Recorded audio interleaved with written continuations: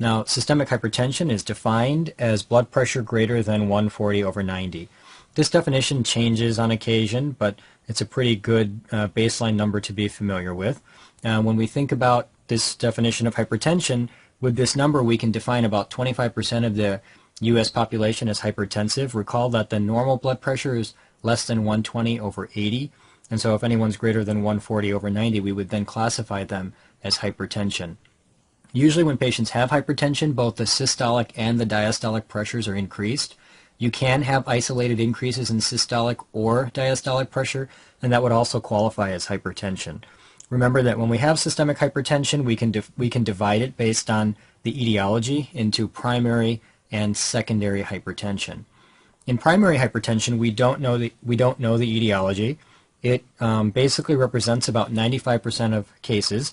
And because we don't understand the etiology, the only thing we can really talk about are the risk factors. And so there are some specific risk factors that are related to primary hypertension. For example, age is an important risk factor. We know that as patients age or as people age, hypertension becomes much more prevalent within the society. Race is also an important risk factor. There's a much higher risk in African Americans, and there's a relatively lower risk in Asians.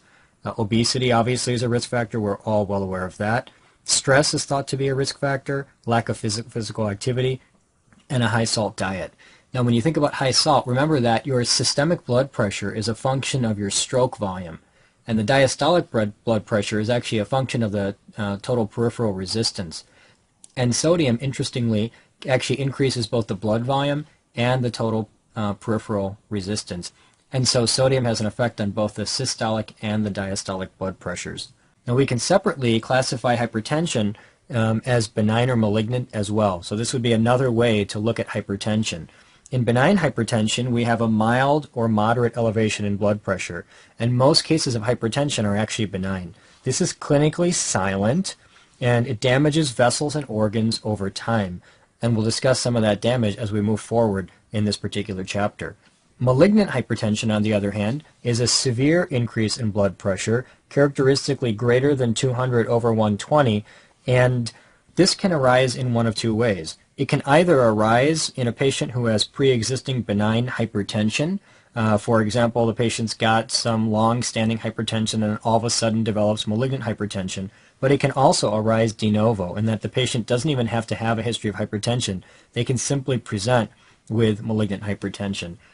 Patients with malignant hypertension are going to present with acute end organ damage, classically with acute renal failure, headache, and papilledema, and of course this is a medical emergency.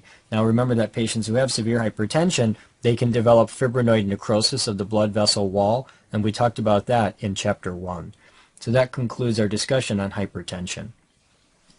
Moving on to congestive heart failure, this is when the heart fails to pump appropriately. It's divided into right and left-sided failure. Some causes of left-sided failure include ischemia. If you decrease the blood flow to the heart, that would damage the myocardium, and hence the myocardium would not function properly. Hypertension can do it. The idea is that when you have hypertension, you get concentric left ventricular hypertrophy.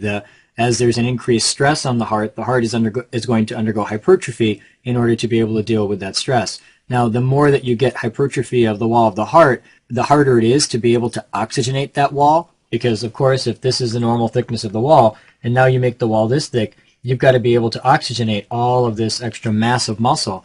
And so the consequence of long-standing hypertension with hypertrophy is that eventually you start getting ischemic damage to the heart, which then eventually can result in a left-sided heart failure. Dilated cardiomyopathy is a disorder in which you get four-chamber dilatation of the heart, left and right atrium and left and right ventricle. And as you get dilatation, you're going to stretch the muscle, and as you stretch the muscle, it's not going to be able to contract as well. And so that would be another cause of left-sided failure. Myocardial infarction, of course, if you infarct the myocardium, it's not going to be functioning, and so that can result in a left-sided failure. And finally, restrictive cardiomyopathy is a disorder where you can't fill the heart appropriately. And of course, if you can't fill the heart, you're not going to be able to pump blood appropriately, and so you'll get a left-sided failure. So these are some of the important causes of left-sided failure. The clinical consequences of left-sided heart failure will be predominantly based on pulmonary congestion. When the heart can't pump the blood forward, it's going to pile up backward, and it's going to start piling up within the blood vessels of the lung, i.e. pulmonary congestion. Now this will increase the hydrostatic pressure within the blood vessels, leading to pulmonary edema with dyspnea. In addition, they'll have paroxysmal nocturnal dyspnea, which is where they get dyspnea as they lay flat over a period of hours. They'll have orthopnea, where they get dyspnea if they lay flat over a period of just a few minutes. In addition, they'll have crackles, which represents the edema or the fluid within the interstitial space of the lung. An additional consequence of left-sided heart failure will be that there will be decreased forward perfusion.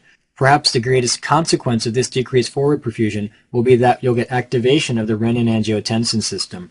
Recall that if there's decreased blood flow to the kidneys, the juxtaglomerular apparatus will get activated, releasing renin. Renin will then convert angiotensinogen to angiotensin 1. Angiotensin 1 will get converted to angiotensin 2 by angiotensin-converting enzyme. Now, angiotensin 2 will then do two things. Number one, it'll constrict the arterioles, increasing the total peripheral resistance. And number two, it'll go to the adrenal gland, causing release of aldosterone, which will come back to the kidney, cause resorption of sodium, and eventually water will follow so that you increase the blood volume. Now imagine if a patient has congestive heart failure and you increase the total peripheral resistance, you're just going to exacerbate the failure. In addition, if the patient has congestive heart failure and you increase the blood volume, that's only further going to, again, exacerbate the problem. And so this results in a downward spiral of the congestive heart failure. And that's why one of the mainstays of treatment of congestive heart failure is an ACE inhibitor, and that's particularly high yield.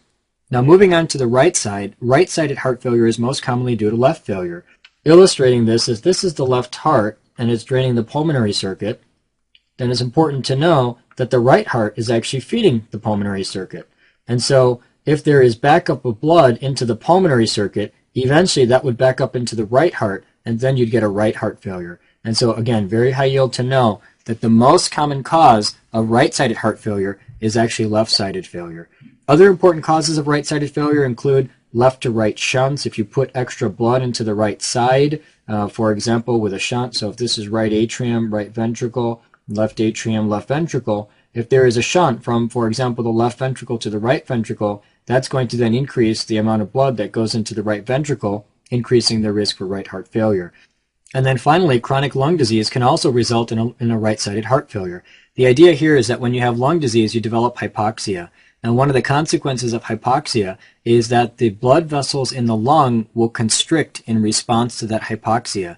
Now imagine if you have hypoxia throughout the lung, then the blood vessels of the entire lung are going to constrict, and the right heart will have to pump against those constricted blood vessels. Eventually, the right heart will fail, and that's called cor pulmonale. Now, the clinical features of right-sided heart failure are going to be due to congestion of those things that feed the right heart. So, of course, the jugular vein feeds into the right heart, so the patients can get jugular venous distension. Of course, the venous system coming from the liver and the spleen also feeds into the right heart, and so the patients can develop painful hepatosplenomegaly. One of the consequences of long-standing congestion in the liver would be cirrhosis, and when that occurs, we call that cardiac cirrhosis. Finally, because the lower extremities are also draining into the right heart, you'll get increased hydrostatic pressure within the lower extremities, resulting in a dependent pitting edema.